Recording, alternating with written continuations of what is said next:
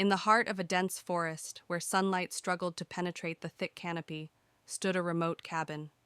Surrounded by towering trees and shrouded in an eerie mist, it seemed to beckon to those brave enough to venture near. Among the dense foliage, the cabin stood silent, its presence ominous and foreboding. A group of friends, consisting of Sarah, David, Lisa, and Mark, arrived at the cabin for a weekend getaway. Excitement mingled with apprehension as they approached the rustic abode. Sarah led the group, her adventurous spirit overshadowing any doubts. David the skeptic couldn't shake a feeling of unease.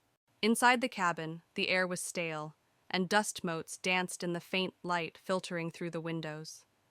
The furniture was old and worn, casting ominous shadows in the dimness. Despite its rustic charm, an unsettling feeling settled over the group as they unpacked their belongings. As night fell, strange occurrences began to unfold. Unexplained noises echoed through the cabin, and objects seemed to move of their own accord. Sarah brushed off the incidents, attributing them to the cabin's age, but David's skepticism wavered, and Lisa and Mark grew increasingly anxious. As the night wore on, the atmosphere grew heavier, and an oppressive presence seemed to envelop the cabin. Shadows danced on the walls, and a chill settled in the air. David's skepticism turned to fear, and Sarah's bravado faltered as they realized they were not alone. Suddenly, apparitions materialized before them, ghostly figures with hollow eyes and outstretched arms.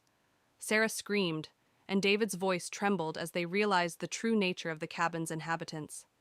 Lisa and Mark clung to each other, paralyzed with fear as the ghosts closed in. With adrenaline fueling their movements, the friends made a dash for the door, their hearts pounding in their chests.